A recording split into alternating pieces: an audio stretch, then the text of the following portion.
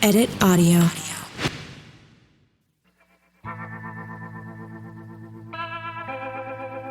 I thought, there's something really wrong about this.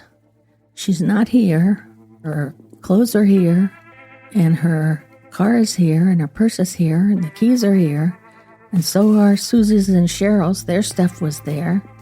Their cigarettes are in their purse, and they told me that Cheryl was a chain smoker and Susie was close to it. And I said, I think we better report them missing. In the last episode, I told you about the disappearance of the Springfield Three, Stacy McCall, Susie Streeter, and Cheryl Levitt. I told you about the town and what felt like a safe haven in the Ozarks, the town where I grew up. I gave you an overview of the disappearance in hopes to bring it to the surface. We know that Stacy and Susie graduated high school, went to a few parties, and then presumably went to Susie's mom, Cheryl's house at about 2 a.m. on graduation night. And we know that all three were gone in the morning, without a single trace of evidence. I also told you a bit about the three women, all known to be kind and responsible. Their faces can still be found on flyers that once blanketed the Ozarks. I want you to imagine them too. And as we go on, I want you to think of Stacy and see this gorgeous young woman with long, thick, wavy hair and sparkly blue eyes. And when I talk about Susie, you'll imagine this spirited, petite 19-year-old with bleach blonde, shoulder-length hair, big brown eyes, and a pretty smile. And Susie's mom, Cheryl, a petite woman, just 47, with short, bleach blonde hair and the same big brown eyes as Susie. She was a hardworking mother who just wanted to make a better life for her daughter. I also talked a bit about the night of the disappearance, a night that was filled with promise and excitement and parties and plans. That's where we left off, the night that the three women disappeared. I want to dig into that night and the next day, deeply, so that we can try to understand exactly what happened and when, and hopefully why.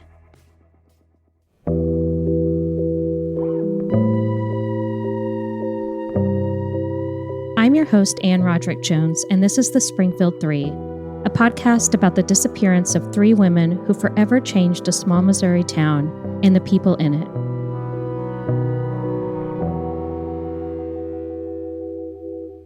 So we have all of this information that leads up to about 11 p.m. for Cheryl and around 2 a.m. for Stacy and Susie. We have proof of all of this. We have witnesses. But the question I'm asking is, how exactly did this happen? And more importantly, why? How did these women disappear, and who would want to take them? There's so many questions, so let's start with what we do know. It was graduation day for Susie Streeter and Stacy McCall, a happy day full of celebrations and promise. After the graduation ceremony, Stacy went out to dinner with her family to Ryan's Steakhouse.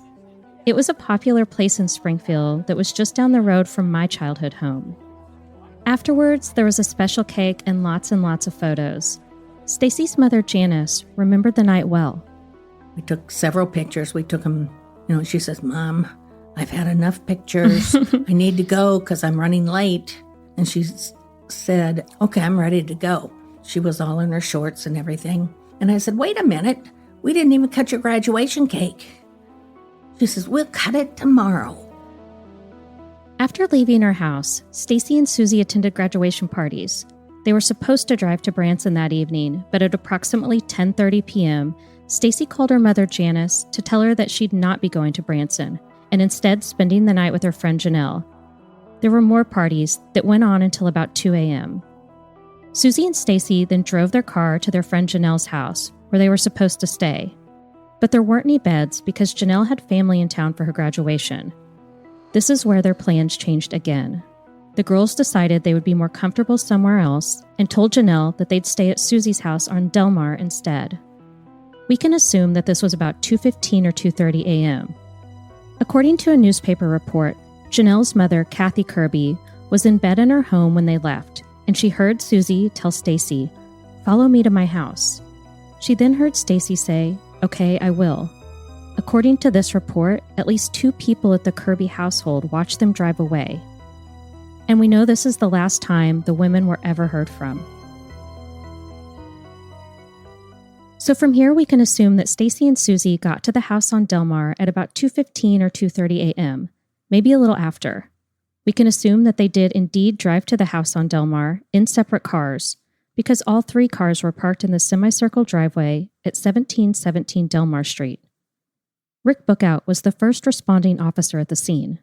Yeah, and then the girls' cars were in the there was a half circle drive in front of the house, and they were locked.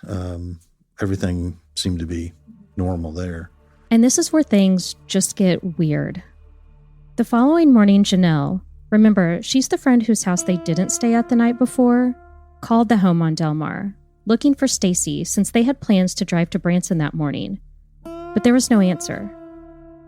Here's a clip from Janelle back in 1992 doing an interview with KY3 News, the Springfield local news channel.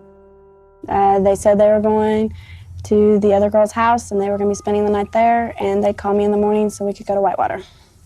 And they never called me in the morning, so I called them, and I called and I called and called, and I got no answer. So I went over there, and they weren't there. It was about 9 a.m. the following morning after graduation night when Janelle and her boyfriend Mike arrived at Susie and Cheryl's home on Delmar Street. And here's what they come upon. Stacy, Susie, and Cheryl's cars were all parked in the semicircle driveway. They knock on the door and there is no answer. Perhaps they went for a walk, maybe to a nearby breakfast spot. This was 1992, and we couldn't just shoot off a quick text or even call our friends on a cell phone. I spoke with Ron Davis, who was a reporter for the Springfield News Leader at the time. He recalled that while it may sound strange now, back in the day, it was reasonable to assume nothing was amiss. It all sounds so ancient, doesn't it? People leaving messages on an answering machine. There's no way you could just call somebody's cell phone or text them. But then it was like, we'll just wait. The phone will ring here and, they'll show up. Susie's friend Nigel was also planning to go to Whitewater the next day. She hadn't heard anything from Susie, so she went over to the house a bit later. Yeah, I did eventually go by the house. And at that point, I had no idea. I just assumed that either they had changed the plans. And again, no cell phone. So it was not unusual for someone not to have contact with you for a little while. And so, I left several messages. I called her house and left several messages on the answering machine. What Nigel did notice was that Susie's car wasn't in its usual spot. She was very much a creature of habit. She parked her car 2 places. If everything was good, she would pull up right behind her mom in the carport area straight. And if her mom wasn't home, she would never block her mom out of the carport. She would park in the circle drive. Or if somebody else was parked in the driveway in her spot, she would park in circle drive. So I've always said this from the minute I'm in. This was my police report when I talked to the police and did my interview. I said this. The fact that she was parked in the circle drive, that's where her car was. Either her mom wasn't home or there was somebody parked in the driveway. This may not be a huge deal, but could it be that Susie's car was not in the same spot because another car was parked in its place? And if another car was parked in its place, could it have been the perpetrator? Could it be someone that Cheryl knew well enough for them to park in the driveway? So at this point, a few friends had dropped by, because that's what you did in 1992 instead of texting or calling a cell phone. They were waiting on the women to come home. And at this point, things still seemed fairly normal. There was, however, one thing, perhaps another clue that something was amiss. When Janelle and Mike arrived that morning, they were the first on the scene, and the porch light right above the front door was scattered, and there was glass on the ground. Also, the door was unlocked. Here's Rick Bookout again. When I got there, some of the young people were telling me that when they arrived at the residence, the porch light globe was broken on the front steps. And so I was standing there, and I said, well, what porch light globe? And so they, pointed up, and the bulb was there, but the globe was gone. According to the initial report, Janelle Kirby started calling Susie's house at 7:30 a.m. and kept getting the answering machine. So at 12:30 p.m., she and her boyfriend Mike drove to the home. They found the front door unlocked. The police report states that the front porch light globe was broken and that there was glass on the front steps, and the porch light was on. This detail was highlighted in the report, and at some point, the broken glass, the possible key evidence from the crime, was swept up. This could later be important information. Mike and Janelle knock several times and ring the doorbell, and then let themselves into the home. The TV set was on, and all 3 purses were lined up near Susie's room. She said when we got there, there was glass all over the porch, and it was from the porch light, the cover from the porch light. And so they cleaned it up. They decided they didn't want to walk on glass. Mike actually swept it up. There was a broom outside, and they used that and swept it up and dumped the stuff over the side of the fence onto the neighbor's house. It wasn't the neighbor. It was actually a dental office on that side. So at this point, we have 2 friends in the home trying to figure out exactly where Stacy and Susie are, and probably Cheryl too. They might not be overly worried yet, but maybe a little anxious. While they're in the house, the phone rings. Janelle answers the phone, and a male voice was on the other end. There were lewd comments made, but only Janelle knows exactly what was said. Still at this point, no one has any reason to think that the women have been taken, so Janelle hangs up. Remember prank calls? I mean, I had a ton of them. I definitely made some of them myself. It was such a common, dumb kid thing to do before we had caller ID.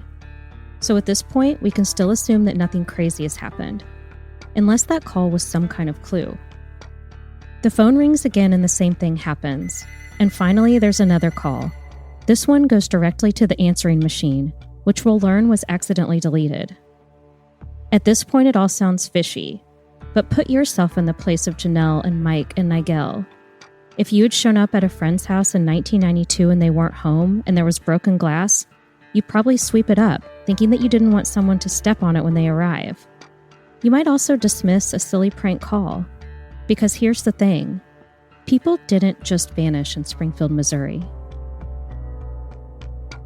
After trying to get in touch with her daughter Stacy, it's not until 11 a.m. the following morning that Janis McCall learns her daughter didn't spend the night at Janelle's, and instead spent the night at Susie's house on Delmar.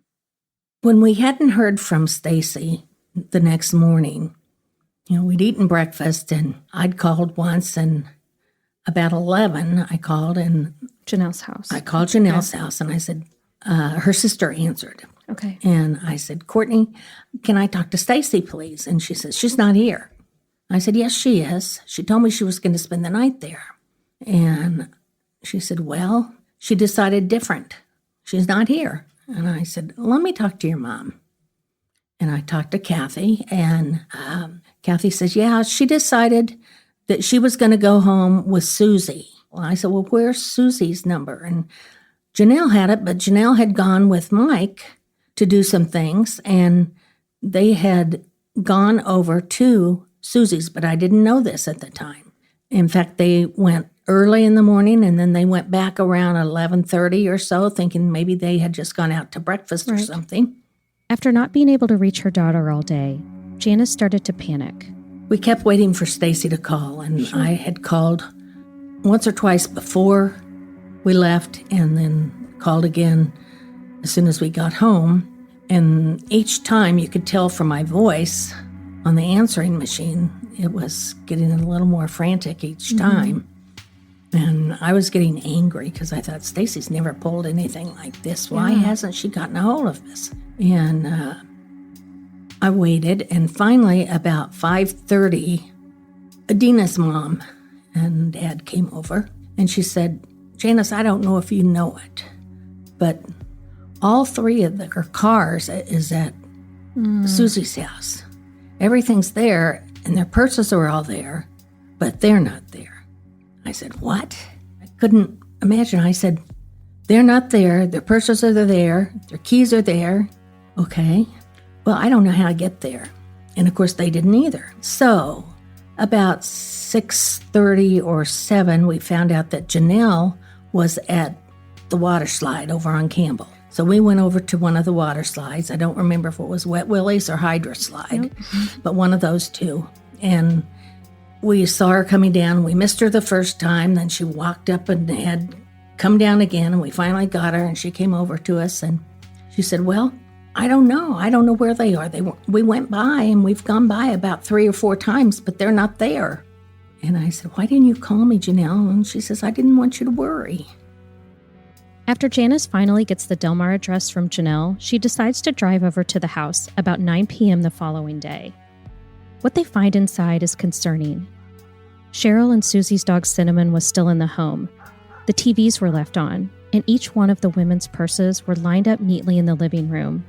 Susie and Cheryl were both smokers, and their cigarettes were left behind, as was their keys and Stacy's migraine medicine. Cheryl had hundreds of dollars of cash in her purse. In the bedroom were the clothes they wore that day. When we went in, her little dog, Cinnamon, came running up and just going crazy and trying to get picked up and get loved and all that. And I can't remember who picked her up, but somebody picked her up and had her in their arms, and she was just going nuts. We went down the steps, and on the steps, the first step was Cheryl's purse. Then it was the floor, because then the next purse was on the floor. So there was Cheryl's purse, and then I think Susie's purse. And then I looked back behind it, and there was Susie's overnight bag that she had taken to Janelle's. And on top of it, Stacy's purse.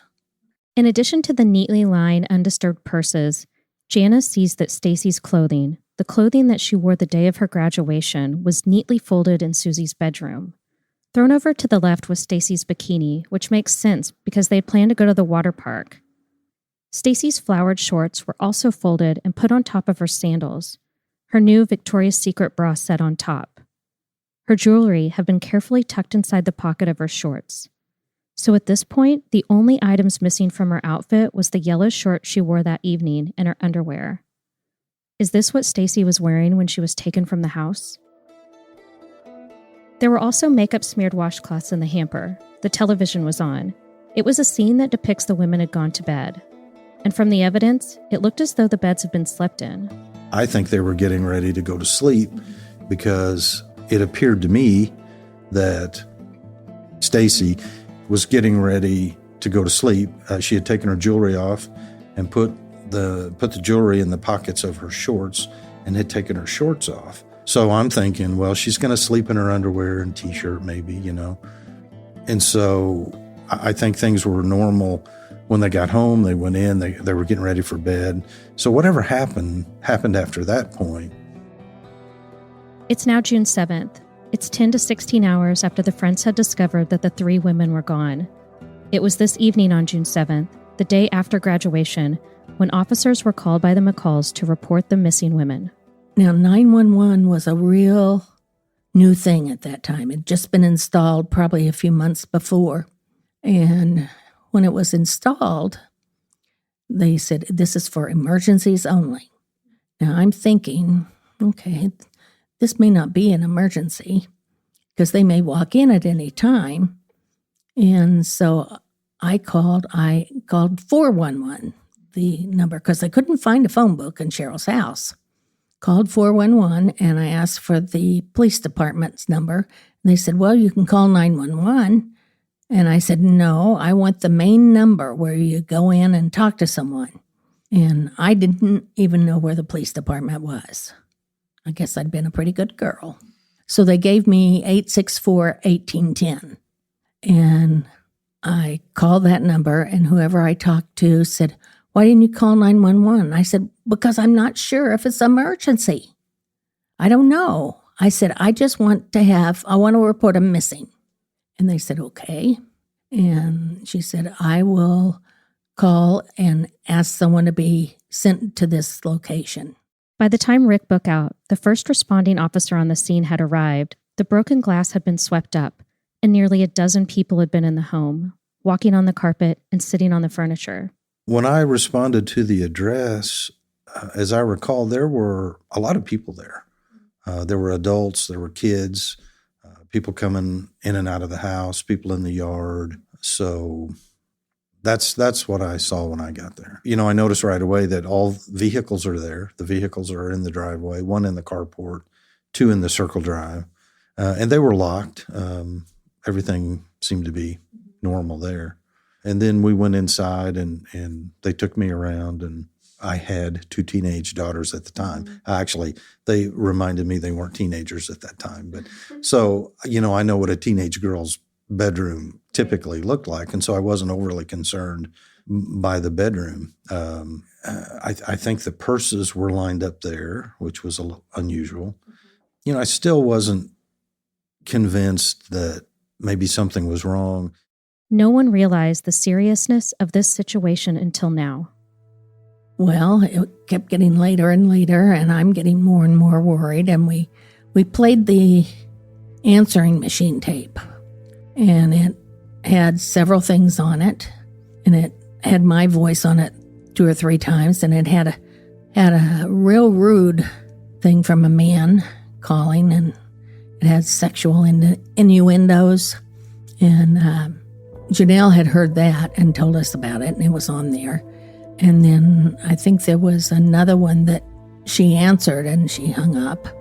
And so we played that all for the police department. And then they went outside to discuss the case. And then when they came back in, he had a clipboard and things. And he says, we're going to take a report. And, we're going to make it missing persons, foul play suspected. So with the foul play suspected, that meant that they thought there was something. He said, we'll get that one out pretty quick, and that way we'll have more things to do. On the night of June 7th, police officers left a note on Cheryl's door, and it almost seemed to indicate that nothing serious was going on, but that they wanted to take precautions. The note asked Cheryl to call the police department and cancel the missing persons report when she and the girls returned home. I got everybody out, and they even left the little cards we used to carry that had the report number, so it had the police report number on there. And I think I'd written on there, hey, when you get back, call 864-1810, the front desk of police headquarters, reference this police report number, still hoping that they had just gone somewhere. By this time, it's midnight or after. We were going to go home, and we were sitting in the car, and I remember watching the police department lock up their house and put a little note up there, something inside the screen door. And I said, well, how are people going to get in when they get home? He says, that's the point. We locked it so that they would have to call us. I said, well, they don't have a phone. How are they going to even get to their phone? He says, don't worry, they'll find a way. It was on June 8th that the police began investigating the case. They obtain a search warrant to go inside the house, and it becomes more than a disappearance. I recently spoke with David Asher, who was the lead detective on the case. He now lives in Arkansas and is a hard man to find. After months of trying to track him down and a solid hour of technical difficulties with our recording, we finally got to talking about the case. It just looked like, and it's the word I've used ever since this happened, like they were taken up to heaven. They were just gone. The clothes, the keys, the cars, the purses, everything was there. No blood, no scenes of violence. It didn't look to have been cleaned up, if you will, other than what Janis and the other people did while they were waiting on them to come home. What did you think initially when you saw that? That they were raptured. I apologize for chuckling, but that's truly what I thought. I said, this is just like a rapture took place. They're gone. It's then that the media in the town learns about Stacy McCall, Susie Streeter, and Cheryl Levitt. It was when people like me and my family and friends and everyone in the Ozarks heard about the case. It was all anyone could talk about, and it seemed like everyone had the same opinion. It was just a matter of time before they showed up. Police are working extended shifts around the clock trying to find Cheryl Levitt, her daughter Suzanne Streeter, and Suzanne's best friend Stacy McCall. The three disappeared from this house early Sunday morning. The women had attended Kickapoo graduation ceremonies at Hammond Student Center Saturday night. Suzanne and Stacy had gone to a couple of parties, then returned here to Suzanne's home. Investigators suspect foul play. The woman's cars were in the driveway. Their personal belongings, including their clothes and purses, were in the house. There was no sign of a struggle. We know now that the women didn't show up. They're still out there, somewhere. But we don't know where and we don't know why. And I have questions that I hope to answer as we dive deep into this case. So many questions. What did the person say on the end of the line? We know that it was lewd comments, but could it have been more? Could it have been a clue? And how did the neighbors not notice something was amiss? Neighbors in Springfield, Missouri are tight-knit and often know the whereabouts of everyone on the block. Why would someone presumably take all three women who hadn't planned to be together that night? Stacy wasn't even supposed to be at the Delmar home that evening and didn't make the decision to stay there until 2 a.m. Why did Susie not park in her usual space? And why did the women not take their belongings? But mostly, why was there no sign of struggle? How could three healthy, intelligent adults be taken without a sign of distress?